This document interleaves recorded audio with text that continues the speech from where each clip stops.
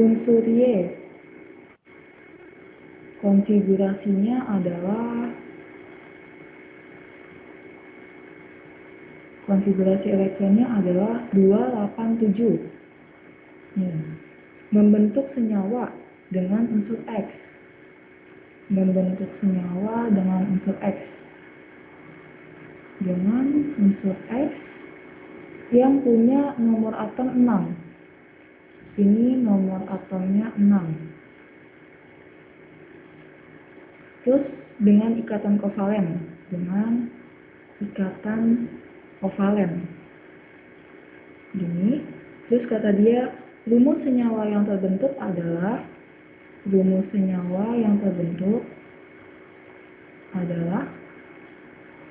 kan dia tanyanya rumus senyawa, maksudnya XY berapa, kayak gitu ya jawabannya. Nah, oke, sekarang kita lihat nih di sini. Si Y-nya kita udah dikasih tahu ya konfigurasinya, yaitu 287. Berarti entah di sini elektron valensi dia adalah 7. Berarti biar dia stabil membentuk 8, dia kurang satu lagi gitu ya. Terus satu lagi si oksigen. Oksigen nomor atomnya 6. Berarti konfigurasinya adalah 24. 24 di sini berarti nanti elektron valensi dia adalah 4. Berarti biar stabil, dia butuhnya 4 lagi. Gini kan? Nah, kalau udah kayak gini, kayak tadi aja. Berarti tinggal kita kali silang gitu ya istilahnya. Berarti Y-nya nanti kita butuh 4, O-nya, X ya ini. Ini X. X-nya nanti kita butuhnya berarti 1. Jadi kayak kita kali silang gitu, semacam gitu. Jadi ntar nih kali 1. Berarti nanti di sini rumus nyawanya yang terbentuk adalah ada Y4X. Atau enggak XY4 gitu ya. Nih, berarti ntar dia senyawanya bentuknya XY4. Terus kalau misalnya kita pengen tahu nih, gimana berarti bentuk Lewis-nya? Ya udah, berarti kita bikin aja X-nya si atom pusatnya kan. Kan ini atom pusatnya nih, si X. Lebih sedikit, X cuma 1, Y ada 4. Oke, berarti X atom pusat kita gambarin dulu X-nya. Y-nya ada 4, berarti bikin di sekitar dia Y-nya. Ada 4. Terus habis itu baru masukin elektron valensinya. Si X ada 4, berarti ntar ada 4 di sekitar dia. Si Y ada 1, berarti 1 nih ikatan. Gini. Terus kalau misalnya ditanya ada berapa banyak pasangan elektron yang berikatan, berarti ada 1, 2, 3, 4. Gini ya, berarti pasangan elektron yang berikatannya ada 4. Ada berapa banyak pasangan elektron bebasnya? Kalau pasangan elektron bebas, lihatnya di atom pusatnya aja ya. Jangan lihat yang di ininya. Kan ini sebenarnya dia ada 7 nih. Sebenarnya dia ada elektron bebasnya lagi kan di sini. Ini si Y-nya semuanya. Karena kan dia ada 7 valensinya. Tapi kalau pasangan elektron bebas, kita lihatnya di pusat yang di sekitar si X. X kan 4-4-nya tangannya berpegangan semua. Berarti ntar pasangan elektron bebasnya ada 0. Gini.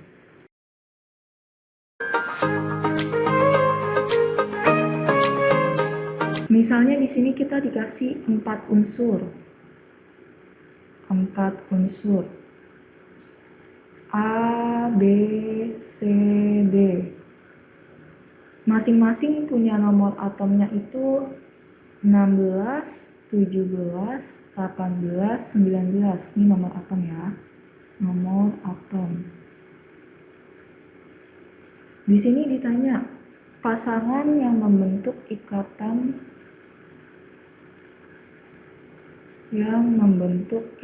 ion adalah, ntar kita cari yang ikatan kovalennya juga ya berarti. Yang membentuk ikatan ion adalah, oke, pokoknya kalau misalnya kita disuruh bikin ikatan, soalnya tentang ikatan, kuncinya adalah kita cari dulu konfigurasinya, karena kita mau carinya valensinya nih, kayak gini. Pokoknya kita harus tahu valensinya, kita bisa tahu dia logam atau non logam gitu ya. Kalau misalnya Cici ingetin lagi, kalau dia logam, berarti dia itu cenderung membentuknya ion positif, dia baik nih, dia maunya memberi elektron positif nih, si logam ini unsurnya. Dia berarti konfigurasinya itu angkanya kecil. Kenapa yang angkanya kecil yang bikin ion positif? Karena dia mencapai oktet, dia lebih mudah melepas elektron terluarnya kan, daripada dia nangkap. Coba kita lihat kalau misalnya valensinya dia 1, dia mau bikin 8, berarti dia perlu tariknya elektronnya 7 kan. Butuh energi yang lebih besar daripada dia lepas 1 doang gitu. Kalau misalnya non-logam berarti kebalikannya. Non-logam itu dia cenderung membentuknya ionnya negatif. Ionnya negatif nih, berarti dia maunya meminta dari orang gitu ya, dia menarik. Nah, ini valensinya itu besar, 4 juga masuk biasanya. 4, 5, 6, 7, gini. Kenapa dia yang valensinya besar, yang negatif? Karena untuk membentuk oktet, untuk mencapai 8 elektron terluar ya, dia lebih mudah itu menarik elektron dari unsur lain. Lihat si 6 sama si 7. Mereka cuma kurang 2 elektron sama kurang 1 elektron kan? Jadi energinya tuh lebih kecil kalau mereka menarik elektron dari luar. Jadi kecenderungannya narik gitu ya. Oke, kita lanjut ke soalnya. Berarti di sini kita punya ada unsur A, B, C, D. Kita lihat nih konfigurasinya dulu ya.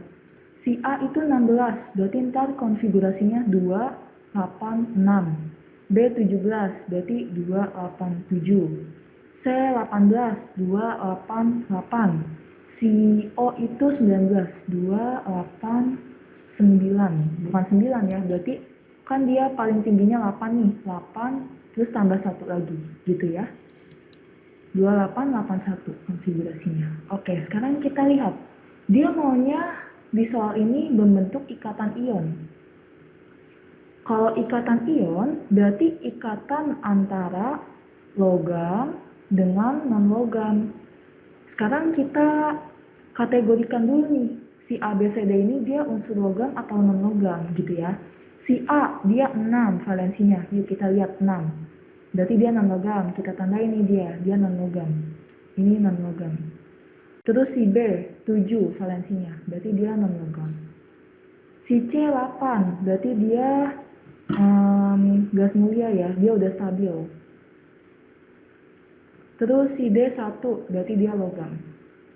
Oke, kalau kayak gini berarti kita bisa lihat yang bisa membentuk ikatan ion itu adalah antara si logam, si D, dan juga non-logam. Non-logamnya ada 2, berarti bisa D dan A, bisa D dan B. Gini. Terus misalnya selanjutnya, gimana bentuknya? Rumus senyawanya apa? Nih, kayak tadi, rumus senyawanya apa? Ya udah, berarti kita lihat juga di sini. Misalnya antara si D dan juga si A. Si D dan juga si A. Si D itu dia plus 1 ya berarti. D ini dia membentuk ion D plus tambah N-. Gini kan? Dia kan plus 1 nih, si D ini nih. Plus 1 nih dia. Kalau si A-nya, A, dia ngikat elektron membentuk A2-, gini ya. Kan dia 6, berarti dia kurang 2, berarti dia membentuk ion -2. Di sini karena ada -2, ini kan -2 nih, berarti ntar elektronnya di sini juga ada 2, 2 N-. Nah, kayak gini. Kalau misalnya kayak gini, ini sama kayak tadi yang kovalen, kita samain dulu positif sama negatifnya. Kan plusnya plus 1, minnya -2. Berarti entah di sini yang positif kita kali 2, yang negatif kita kali 1. Gini. Berarti entah dia jadinya ketemunya adalah D-nya 2, A-nya 1. Jadinya nanti di sini D2A. Gini jadinya senyawanya. Oke. Yang ditulis itu yang positifnya dulu ya. Yang positif kan si D nih unsurnya. 2M- jadi A2-, A2- ionnya. Nah, berarti ntar nih si elektronnya sama-sama udah 2, beda luas, boleh dicoret. Ntar dia hasilnya jadi 2D tambah A membentuk ion 2D plus dan A2-. Jadi si D-nya ada 2 nih, A-nya 1. Ntar dia jadinya bentuk senyawanya adalah ini, D2A gini.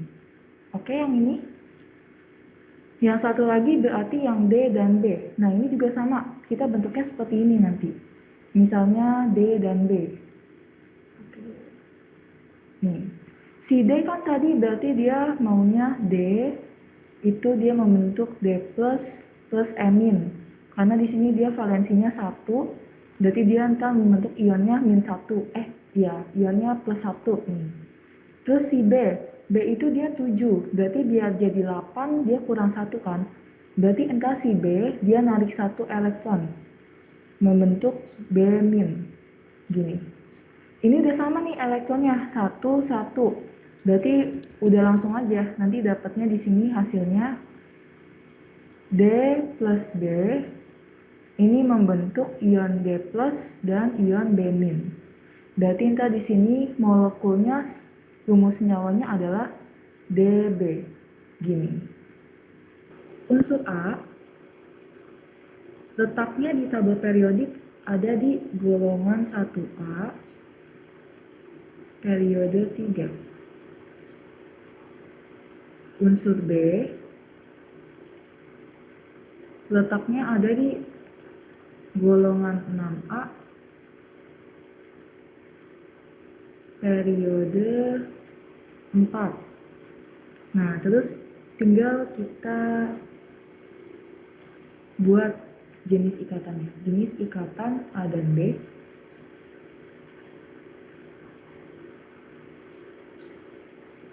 Ini.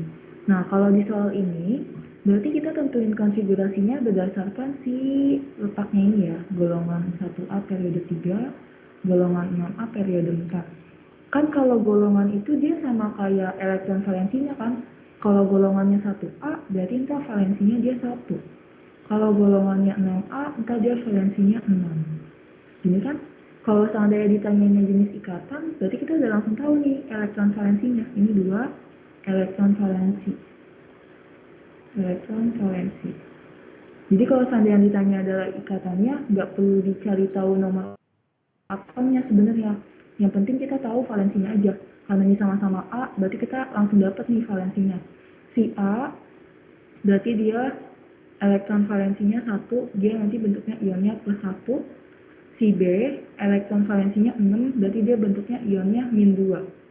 Si 1 ini kan dia logam kan soalnya. Ini logam, ini non logam. Berarti ntar mereka membentuknya ion. Kalau ion kan ada positif negatifnya. Ya udah, yang membentuk ion positifnya itu yang valensinya kecil, yang membentuk ion negatif itu yang valensinya besar, si B. Kalau udah kayak gini, tinggal kita bikin kayak tadi. Berarti si A dia membentuk ion positif. Jadi ntar dia membentuk ion A+, berarti di sini tambah M-. Gini ya. Kalau si B, berarti ntar dia membentuknya ionnya negatif kan. B2- gini ya. Berarti di ruas yang sini, yang kiri, kita tambahin elektron juga, 2M-. Jadi kalau misalnya dia ion positif, elektronnya itu letaknya sama kayak si ion positifnya nih, A plus M-. Kalau misalnya kita jumlahin, berarti jadinya netral, 0. Kalau dia ionnya negatif, ini B2-, berarti elektronnya tambahinnya di ruas yang sebelahnya lagi. Jadi ntar di kiri ada -2, di kanan ada -2. Jadinya netral gitu ya. Nah, kalau udah, kita samain elektronnya jumlahnya. Si B ada 2 elektronnya, si A baru 1. Berarti ntar di sini kita kali 2. Kan B-nya kali 1 nih. Berarti ntar si A jadi 2A, jadi 2A plus dan 2M. Gini. Kalau udah tinggal kita gabungin. Ini kita gabungin. Nanti membentuk berarti adanya si E-nya kan habis nih, coret. Sisanya ada 2A plus B membentuk ion 2A plus dan B2-. Gini. Oke, berarti nanti jenis ikatannya adalah ikatan ion. Ini. Senyawanya rumusnya adalah A2B. Yang ditulis dulu yang ion positifnya. Jadi A2B. Kayak gini.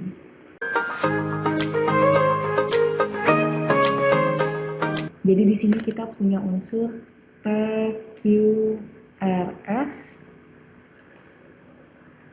Ini nomor atomnya 3, 6, 7, dan 8. Ini unsurnya.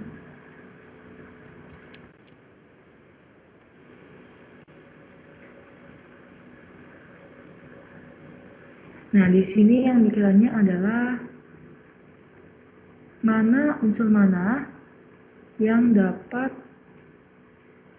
membentuk ikatan kovalen. Yang dapat membentuk ikatan kovalen. Sebutin juga rumus senyawanya apa? Rumus senyawanya apa? Gini ya. Oke, berarti pertama-tama sama kita bikin dulu konfigurasinya kan, biar kita tahu valensinya. Di sini ada unsurnya P, Q, R, S. Si P nomor atomnya 3, berarti ntar konfigurasinya 2, 1. Si Q nomor atomnya 6, berarti konfigurasinya 2, 4. Si R nomor atomnya 7, berarti konfigurasinya 2, 5. Yang S itu 8 nomor atomnya, berarti dia 2, 6. Gini ya. Kita udah tahu nih konfigurasinya. Nah, sekarang kita mau bentuknya ikatannya kovalen. Ikatan kovalen itu terjadi antara unsur non-logam bertemu dengan unsur non-logam. Gini kan? Unsur non-logam berarti yang valensinya itu lebih besar dari 4 ya. 4, 5, 6, 7. Gini ya. Berarti kita lihat nih yang non-logam. Berarti si Q non-logam, si R non-logam, si S non-logam. Oke, berarti nanti mereka bertiga bisa saling membentuk ikatan gitu ya. Jadi ikatannya kovalen karena sama-sama non-logam. Misalnya pertama kita bikin dulu antara Q dengan R nih di sini. Antara Q dan R. Antara unsur Q dan R.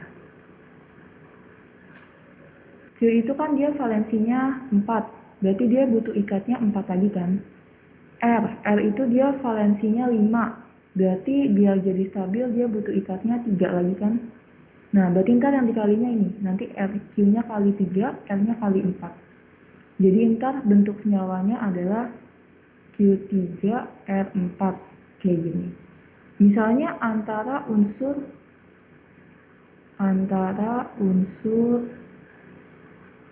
Q dan S. Oke, ini juga sama. Berarti nanti si Q-nya dia valensinya 4, berarti dia butuh ikat 4. Si S valensinya 6, berarti dia butuh ikatnya 2 kan. Oke, berarti ntar dia rumus nyawanya adalah Q4. Ini berarti dikali 2, ini dikali, yang atas nggak usah dikali, yang bawah dikali 2 ya. Berarti ntar rumus nyawanya ini adalah QS2. QS2. Gini. Nah, misalnya antara R dengan S di sini. Antara unsur R dan S. Antara unsur R dan S. Si R ini dia valensinya adalah 5, berarti dia stabil, dia butuh 3 elektron lagi. Si S ini dia valensinya adalah 6, berarti dia stabil, dia butuh 2 lagi kan. Nah, berarti nanti R-nya dikali 2, S-nya dikali 3. Berarti nanti di sini rumus nyawanya adalah R2S3. Kayak gini. Oke, misalnya disuruh bikin bentuk Lewisnya. Berarti kalau si R2S3 ini nanti dia selang-seling. Ini ada R, S, R, S, S gini. Nanti di sini si R kan dia valensinya 5. Berarti ntar kayak yang tadi nih gini. Ini juga sama. Ntar di sini sama S, S itu kan 6 valensinya. Gini. Ini juga 1 2 3 4 5 6. 1 2 3 4 5 6 gini. Kalau misalnya QS2, oke, QS2 berarti atom pusatnya Q kan? Berarti kita bikin ada Q, di sebelah-sebelahnya ada si S, 2. Terus kita bikin valensinya si Q ada 4, berarti dia butuh 4 lagi, berarti ntar di sini ada 2 tangannya. 1, 2, 3, 4. Si S-nya 6, dia S yang di kiri dia butuh 2 lagi, jadi dia berikatan kovalen rangkap sama si Q. Gini. Yang satunya juga sama kovalen rangkap sama si Q. Seperti ini. Gitu ya. Kalau Q3R4 berarti ntar dia QR, R, Q, ada R sama R. R-nya kan dia 5 nih valensinya, kita bikin di sini 5, berarti kurangnya 3 ya. 1, 2, 3, 4, 5. Di sini juga. 1, 2, 3, 4, 5. Q-nya ini kan dia butuhnya 4, berarti ntar dia tangannya di sini 3, 1, 2, 3, di sini 1. Berarti ntar di sini ikatan 1, terus di sini nanti dia ikatan 2 R. Nah, ini nanti dia ikatan 1, 2, ini 1, 2. Gini. Kan ini sama kayak R yang sebelahnya. Nah, ntar dia kayak gini gambarnya. Kalau yang Q3R4. Oke? Misalnya tadi kan ada PEB sama PEI ya. Kalau yang QS2 berarti entah dia punya pasangan elektron ikatannya ini ada 4, pasangan elektron bebasnya berarti ada 0 gitu. Kalau yang ini dia untuk yang kita tahu atom pusatnya ya. Ini kan ada atom pusatnya. Kalau yang Q3R4 sama F2S3 kan nggak ada atom pusatnya nih gitu, selang-seling.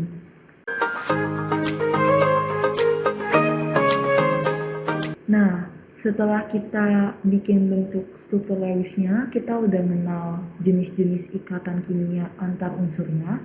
Nanti di sini mereka kan ada bentuk-bentuknya tuh ya. Bentuk-bentuknya itu nanti mereka punya nama. Jadi di sini materinya adalah bentuk molekul.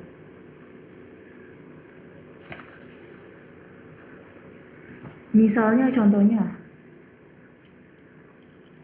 kita bikin struktur H2O misalnya. H2O, H itu nanti dia nomor atomnya 1. O itu nanti dia nomor atomnya 8. Ini nomor atomnya. Berarti kan kalau kita suruh bikin bentuknya, si H dia 1 butuhnya, si O itu kan 8, berarti ini. Berarti H dia butuh 1 elektron, O butuh 2 elektron gini ya. Berarti ntar bentuknya kan gini. Gitu, sesuaikan H2O, berarti ntar dia struktur Lewisnya adalah O atom pusatnya, ada H di kiri kanannya, gini kan. Si O berarti ada 6 valensinya. 1, 2, 3, 4, 5, 6. Hidrogennya 1, kayak gini. Nah, nanti ini dia bentuknya itu V. Jadi nanti gambarnya, kalau misalnya O sama H, kan dia ada ikatannya. Nanti bisa kita bikin garis ini ya. O sama H, garis. Gini. Terus ada valensinya kan. Ada elektron bebasnya kan. Nanti dia bentuk molekulnya itu seperti V. Jadi sebenarnya O berikatan sama H. Di sini elektron bebasnya. Gini, pasangan elektron bebasnya. Ini kita namainnya dia bentuknya V. Gini. Terus misalnya ada bentuk yang lain lagi. Ini kan H2O. Jadi ibaratnya si pusatnya ini si O kan. Jadi AB2 nih bentuknya. Bentar. Di sini adalah kodenya lah ya. Di sini AB2. Ini maksudnya A-nya ini dia atom pusat. Atom pusat. Si B-nya ini atom yang berikatan ya. Atom yang berikatan. Berarti kan AB2. Atom pusatnya ada 1, si O. Atom yang berikatannya ada 2, AB2. Nah, ternyata ada AB2 yang lain yang bentuknya beda sama mereka. Kita sebut misalnya contohnya CO2. Ini tadi H2O. Misalnya ini sekarang CO2.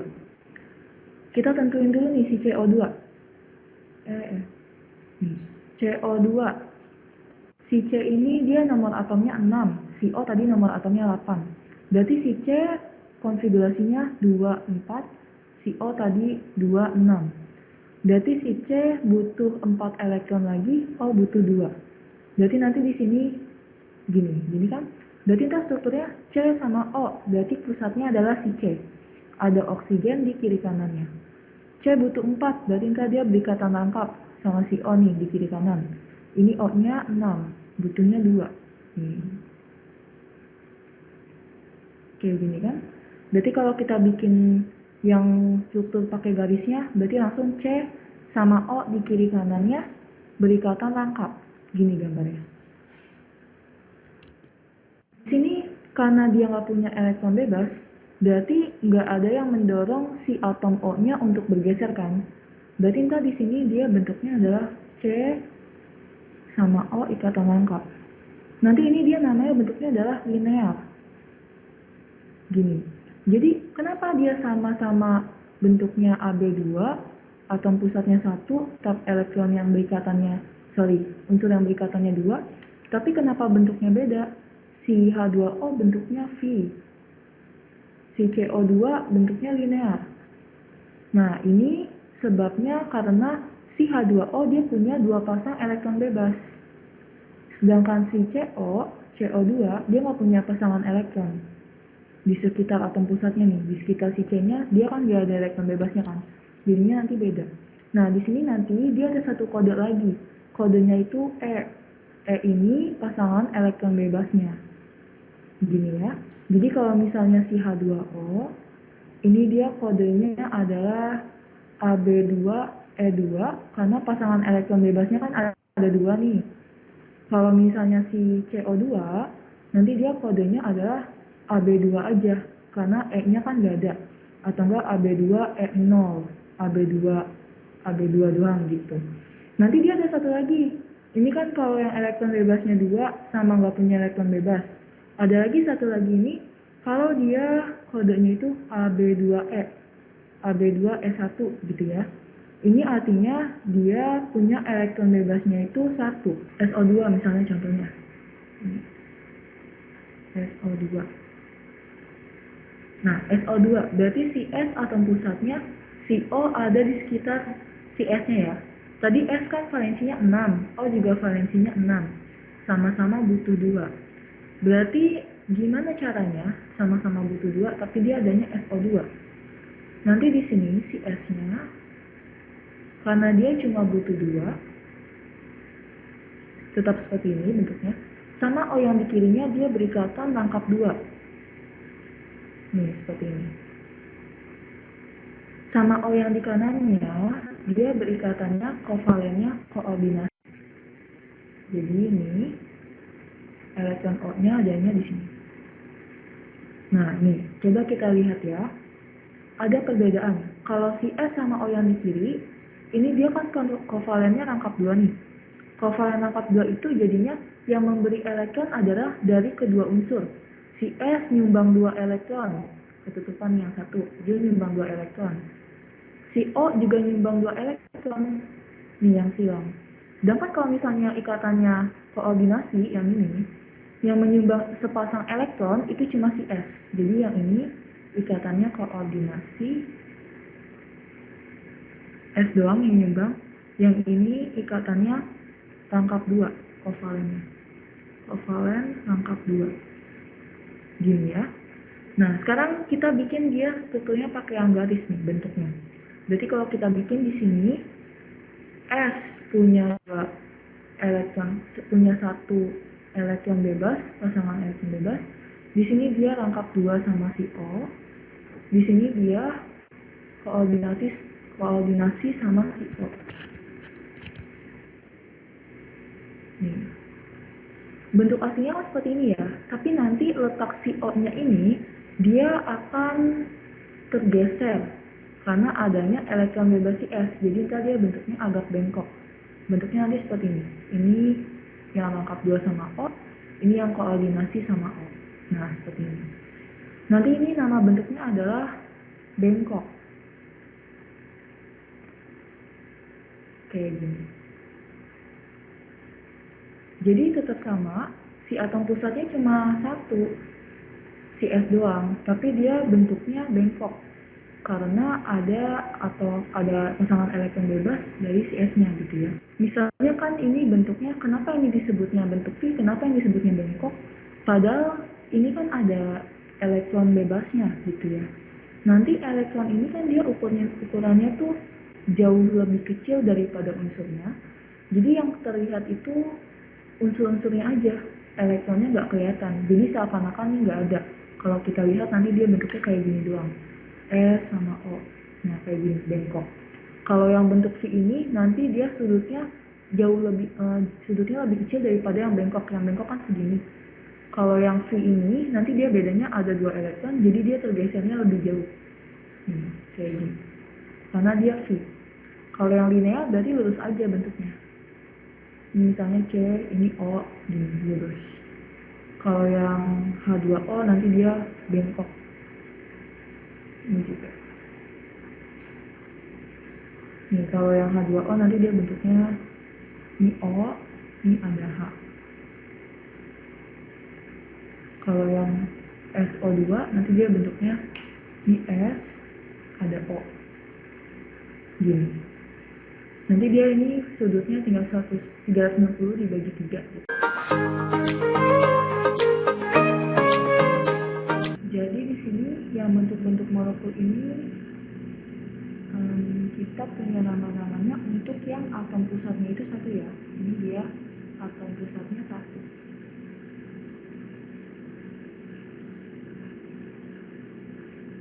Tadi itu kita pakainya yang satu atom pusat diikatkan sama 2 unsur gitu ya, kan AB2. Nanti dia ada AB22 yang seperti ini gak ada elektron bebasnya, ini namanya linear. Nanti dia ada yang AB2E, ada satu elektron bebas, jadi ntar dia bentuknya karena ada elektron bebasnya satu pasang. Nanti ini dia seperti ini, mulai jadi bengkok. Terus ada AB2E2. Nanti di sini nambah lagi elektron bebasnya nih, jadi ada 2 pasang.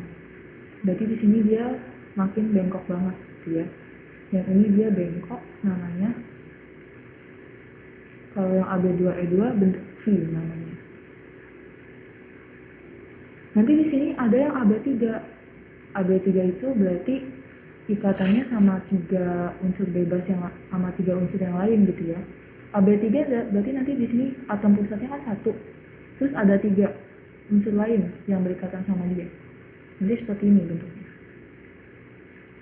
Nah, ini namanya adalah segitiga datar. Gitu ya. Ini segitiga datar. Atau enggak segitiga planar, sama aja segitiga datar. Segitiga planar bentuknya kayak segitiga ini.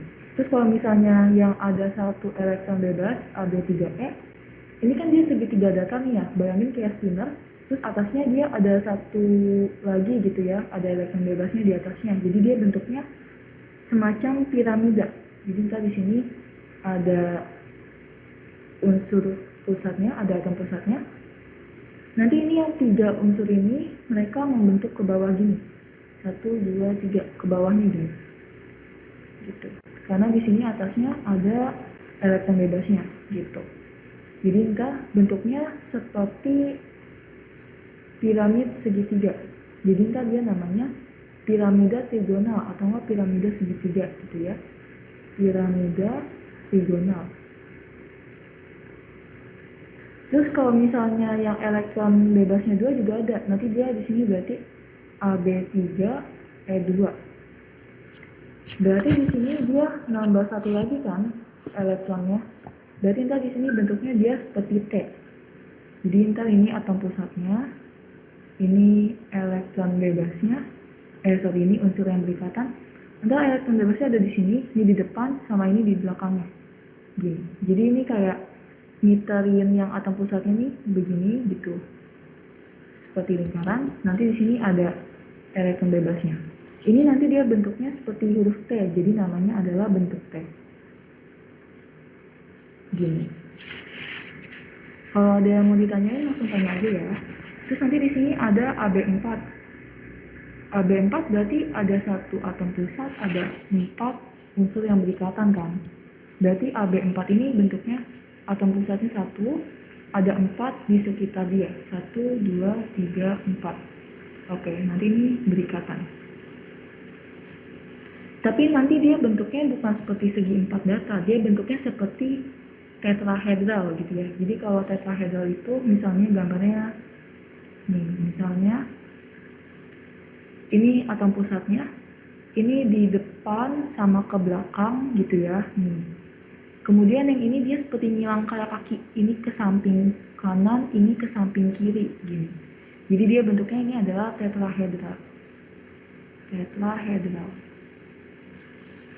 Nah, kalau misalnya dia tambah satu lagi, AB4E, nanti dia bentuknya seperti kayak ayunan gitu ya. Nanti di sini dia bentuknya tambah satu nih.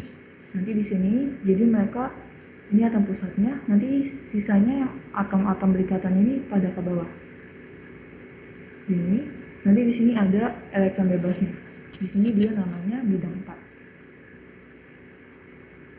Nah, kalau misalnya yang AB4E2,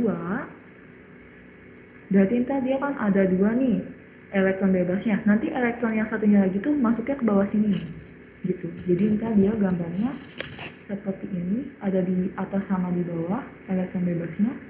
Nanti atom yang berikatannya ada di sekitar mereka, membentuk segi 4, gini, gitu ya. Nanti ini baru namanya segi 4 datar atau segi 4 planar. Kalau misalnya nggak ada elektron bebasnya, pokoknya bikin aja dia bentuknya seperti dikelilingi gitu ya. Berarti ini atom pusatnya. Terus ada 5, ya udah berarti nanti dia ada 5 di sekitarnya atom. Nanti dia di sini ada 1, 2, ini atas bawah nih atom yang berikatnya. Terus yang 3-nya itu dia mengelilingi si atom pusatnya di sini. Gini gitu. Jadi nanti di sini tuh nih di sini, 2 di sini, 3 di belakang gini gitu ya. Jadi ntar kalau kita bikin garis nih di sini, kita hubungkan mereka bentuknya seperti ini. Ini bentuknya kan yang satu seperti piramida segitiga, yang atas nih seperti piramida segitiga kan. Yang bawahnya juga seperti piramid segitiga gini. Jadi nanti mereka di sini namanya adalah piramida trigonal. Jadi maksudnya ada dua piramida segitiga. Jadi di sini namanya bipiramida trigonal. Ada dua piramid segitiga. Alasnya segitiga gitu. Terus satu lagi kalau AB5 dia satu lagi ada AB5E yang punya elektron bebasnya 1. Nanti di sini si elektronnya masuk ke bawah gitu ya atau enggak ke atas. Nanti mereka membentuk kayak piramida segi 4. Jadi ini ada elektron bebasnya nih 1 di bawah misalnya. Kan dia ada 5, berarti 1, terus sisanya 4-nya mengelilingi si atom pusatnya. 1, 2, 3, 4 gini. Jadi bentuknya seperti piramida sisi 4 atau enggak piramida segi 4 gitu ya. Piramida segi 4. Nah, satu lagi ini adalah si AB6. AB6 berarti nanti dia ada 1 atom pusatnya dikelilingi sama 6. Nanti bentuknya seperti si AB5E. Cuma yang paling bawahnya ini dia berupa atom gitu ya, bukannya elektron. Berarti nanti dia bentuknya ini 1, ada dua atom berikatan, nanti 4-nya di sekitar dia gitu ya. 2, 3, 4. Nanti di sini dia namanya oktahedral. Oktahedral atau oktahedron. Pokoknya di sini itu namanya ini dia berdasarkan bentuk unsur-unsurnya ini dia membentuknya seperti apa sih gitu. Jadi di sini itu sebenarnya dia bisa bikin unsurnya itu bergerak nih kayak yang tadi nih kan AB2 doang kan nih linear ya dia ya. Tapi begitu ada elektron bebas 1, dia jadi bengkok. Nah, jadi si elektronnya ini dia bisa mendistorsi gitu ya, menggeser si unsurnya yang berikatan. Tapi elektronnya sendiri ini sudah dia nggak kelihatan karena elektron itu kan ukurannya kecil banget. Jadi yang terlihat itu emang bentuknya bengkok seperti ini. Misalnya yang si AB3E nih, bentuknya namanya piramida trigonal karena bentuknya memang seperti piramida trigonal gini. Ini elektronnya nggak kelihatan sudah gitu. Ini juga segitiga datar karena emang seperti segitiga bentuknya. Jadi ada senyawa yang dia mengalami penyimpangan yang seharusnya oktet tapi dia nggak oktet. Jadi di sini penyimpangan itu dia tidak oktet, tidak mencapai oktet atau berlebih dari oktet. Nanti yang penyimpangan itu ada si oktahedral nih. Kan dia AB6, contohnya ini senyawanya adalah SF6 nih. SF6 itu nanti dia gini berarti bentuknya. Ini kan S kan di tengahnya, terus ada F6 gitu ya. Si S ini dia emang 6 valensinya, jadi masing-masing F berikatan sama si S-nya. Cuma kalau kita hitung, nanti dia jumlah elektron di sekitar si S-nya itu bukan 8, lebih, jadinya ada 12. Kan berarti ada 6 ikatan kan, 1, 2, 3, 4, 5, 6. Ada 6 kan ikatannya. Berarti nanti di sekitar si atom pusatnya, ini ada 12 elektron, berarti nggak oktet dong, lebih dari oktet. Nah, jadi dia penyimpangan. Jadi yang kita tandain orang ini penyimpangan ya. Terus si AB5 ini dia juga penyimpangan. Misalnya contohnya adalah PCl5 nih senyawanya. PCl5. P itu emang dia 5 valensinya, jadi P dikelilingi sama Cl-nya 5. 1, 2, 3, 4, 5 gini ya. Jadi nih si P-nya masing-masing elektronnya berikatan sama si Cl, berikatan kovalen tunggal. Tapi kalau kita hitung elektron di sekitar P-nya, di sekitar atom pusatnya, jadinya ada, kan ada 5 ikatan, berarti ada 10 elektronnya. Lebih dari 8, berarti ntar dia penyimpangan juga, gini. Yang penyimpangan iya AB5 sama AB6.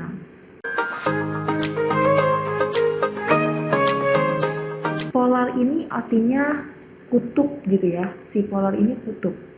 Senyawa yang polar artinya ada perbedaan kutub, kutub positif sama kutub negatif.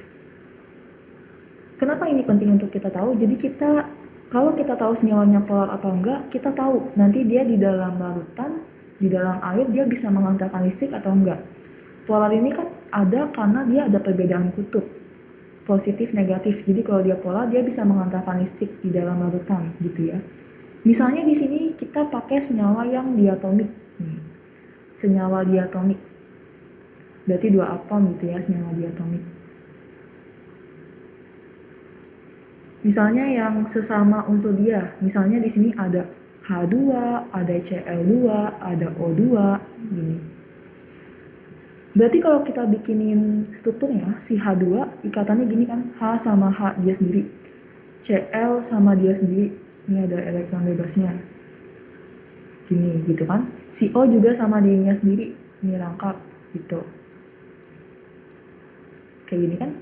Ini artinya antara yang sebelah kiri dan sebelah kanannya, karena mereka sama unsurnya, berarti ikatan gaya tarik menariknya itu besarnya sama. Kesini satu, kesini juga satu besarnya, kayak gitu.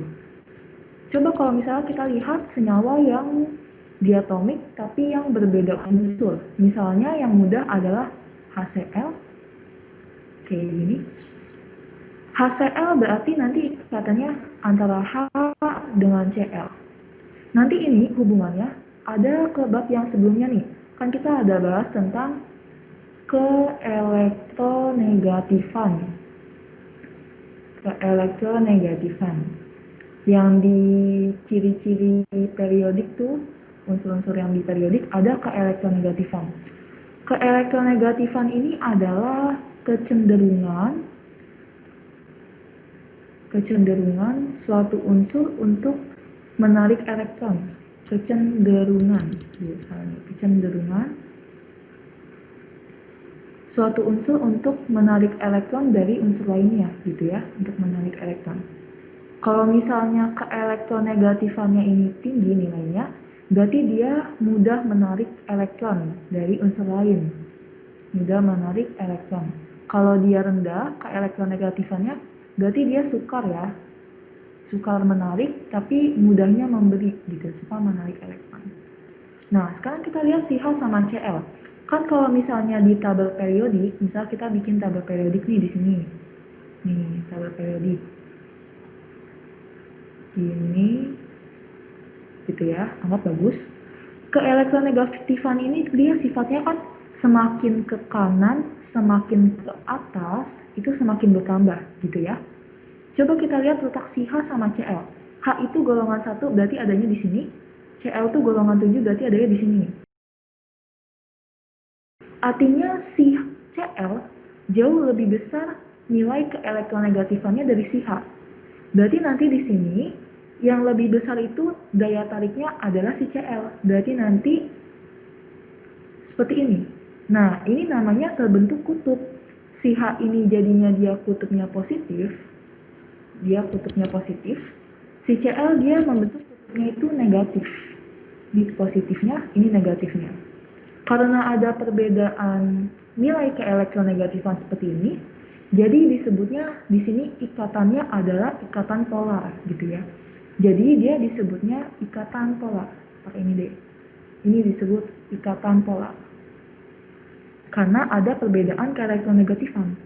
Kalau yang H2, Cl2 dan O2 ini, tiga ini disebutnya ikatannya adalah ikatan non-polar. Jadi tidak ada perbedaan kutub gitu ya, nggak ada tarik-menarik yang berbeda, ini ikatan non-polar.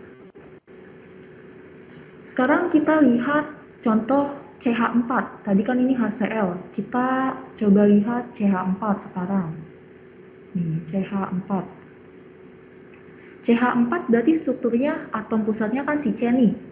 Kemudian ada 4 atom H di sekitar dia, kita bikin nih. C itu dia valensinya emang 4, jadi tadi ikatannya kovalen tunggal kayak gini nih, CH4. Nah, sekarang kita lihat, si H kan tadi ada di golongan 1A ya, ini si H.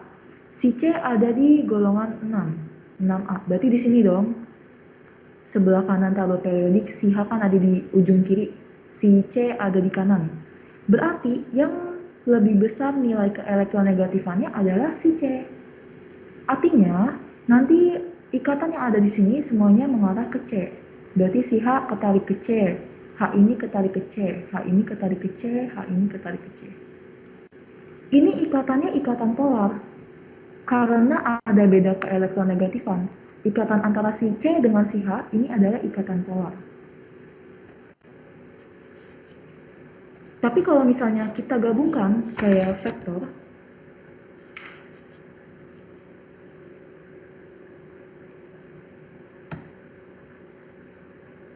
kalau misalnya kita gabungkan kayak vektor, berarti nanti arahnya ke C gitu kan. Berarti nanti di sini dia walaupun ikatannya polar, tapi molekulnya ini molekul non-polar.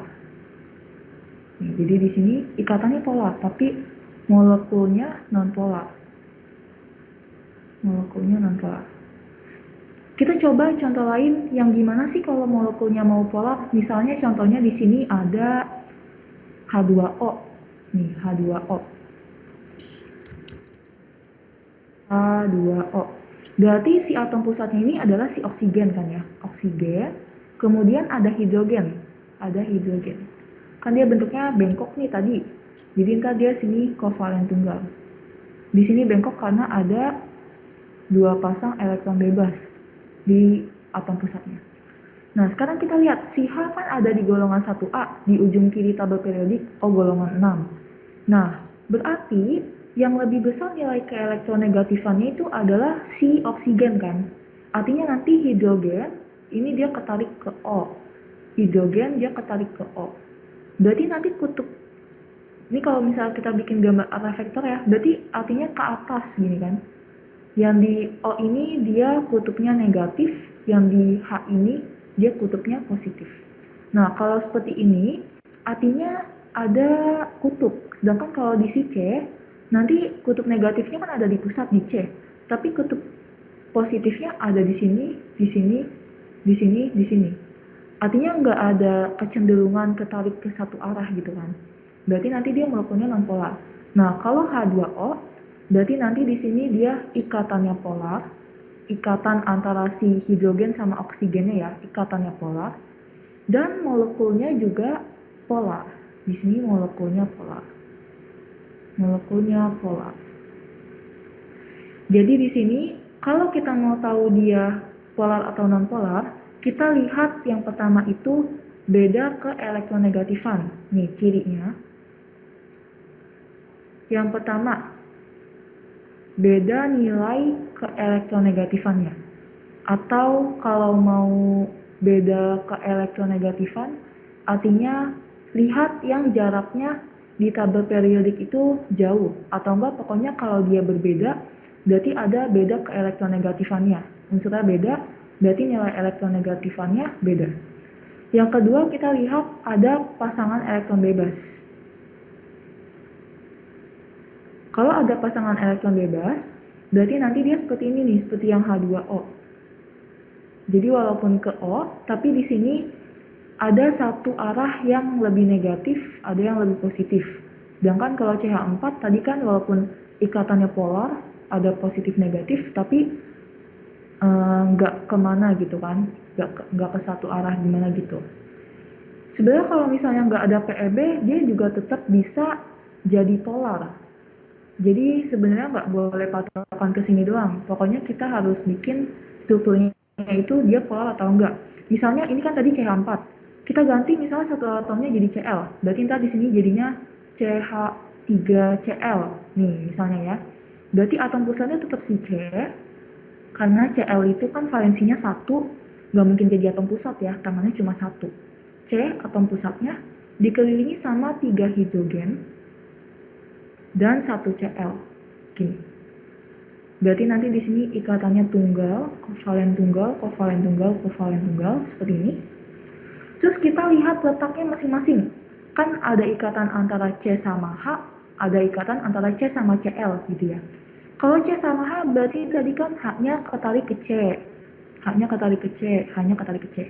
Antara C sama Cl, C ada di golongan 4, si Cl ada di golongan 7.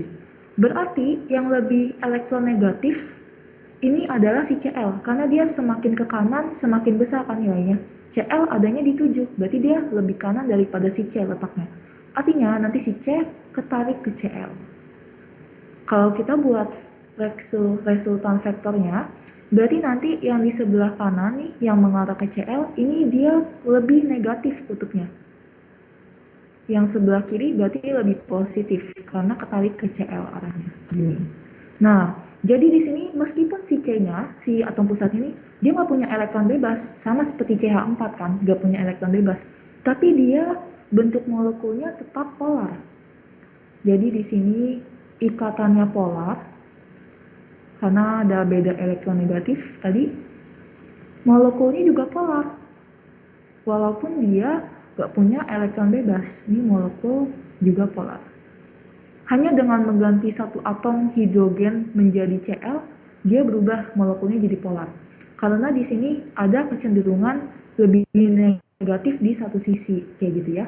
Jadi ciri-cirinya itu untuk tahu polar atau non-polarnya, selain beda keelektronegatifan dan ada PEB, yang ketiga itu untuk memastikan bikin dulu bentuknya buat strukturnya gitu ya, struktur gadisnya yang gampang.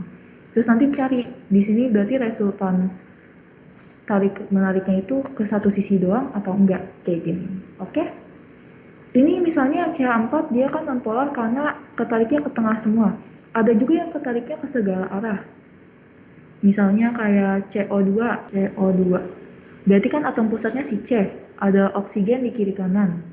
O itu butuh 2, C butuh 4. Berarti ntar dia ikatannya lengkap kayak gini. Si C nomor atomnya 6. Dia ada di golongan 4 ya si C. Kalau si oksigen dia ada di golongan 6A. Berarti yang lebih elektronegatif itu si O kan. Berarti nanti di sini ketarik ke O, C-nya ketarik ke O juga. Nah, kalau kayak gini berarti nanti dia ikatannya polar. Ikatannya polar karena C sama O ada beda keelektronegatifan. Molekulnya nonpolar. Molekul nonpolar. Karena tadi kayak yang CH4 nggak ada kutub yang positif atau negatifnya, semuanya kesebar gitu kan. Jadi dia molekulnya nonpolar. Jadi nanti polar sama nonpolar ini ada dua ya, ada ikatan sama molekul. Nanti tinggal lihat yang ditanya di soal tuh ikatan atau molekulnya. Ada ikatan polar nonpolar dan juga ada molekul polar nonpolar gitu ya. Ini bisa kovalen polar nonpolar ini nanti bisa kita sambungkan ke yang ikatan kimia. Jadi di sini kan ikatan kimia ada ikatan ion, ada ikatan kovalen sama logam ya. Jadi kalau misalnya ion ini kan dia karena dia emang dasarnya adalah hubungan antara ion positif dan negatif, jadi kalau senyawa yang membentuk ikatan ion, dia nanti sifat molekulnya itu dipolar. Kalau kovalen nanti dia ada dua, ada kovalen polar dan juga ada kovalen non polar. Gini ya. Misalnya kayak tadi ada H2O, CO2, ada CH4, TCl3. Ini. Misalnya ditanya, mana yang merupakan senyawa kovalen non-polar? Nah, jadi kan ada dua nih, polar non-polar. Artinya kayak tadi, tinggal lihat aja dari strukturnya. Kalau misalnya dia selama atomnya itu beda, misalnya hidrogen, oksigen, berarti dia ada beda ke elektronegatifan. Tapi kalau misalnya atomnya sama itu misalnya kayak H2O2, ini kan atomnya sama. Ini udah pasti non-polar. Karena kan nggak ada beda ke elektronegatifan ya. Tarik menariknya nggak ada beda. Ini non-polar. Nah, kalau misalnya ditanya, mana yang kovalen non-polar? Ini yang kovalen non-polar. Berarti mudahnya itu kita bisa lihat dari bentuk molekulnya. Misalnya H2O. Berarti kalau kita gambarin tadi H2O, dia bentuknya kan bengkok nih seperti ini. CO2. CO2 kan dia bentuknya lurus seperti ini. Nah, berarti ini H2O-nya itu dia polar, yang polar, ini dia polar. CO2-nya ini dia non-polar, gitu. Nah, misalnya CH4. CH4 berarti tadi C berikatan sama 4H. Ini kan CH4. PCl3 berarti nanti P sama 3Cl. P itu dia 5 valensinya, berarti ntar dia ada elektron bebasnya 1. Jadi ntar dia P sama Cl. Gini. Nah, berarti di sini si CH4-nya ini dia non-polar, PCl3-nya dia polar. Kenapa dibilang polar? Karena nanti kan karena ada si elektron bebasnya ini tadi, dia jadi ada kutub yang di bawah lebih negatif, yang di atas lebih positif, gitu. Jadi nanti di sini, kalau misalnya kita bisa bilang dari bentuk-bentuk molekul ini, kalau misalnya dia punya elektron bebas nih, misalnya kayak Ab2E, Ab2E2, seperti ini, Ab2E3, Ab3E. Nanti ini berarti dia molekulnya bentuknya adalah molekul polar gitu ya. Kalau misalnya dia nggak punya elektron bebas, misalnya kayak Ab2, Ab3, Ab4 gitu. Berarti nanti dia molekulnya adalah molekul non-polar. Jadi nanti ini hubungannya sama yang tadi. Yang penting dia ada pasangan elektron bebas dan ada beda keelektronegatifan gitu. Ini contoh soalnya.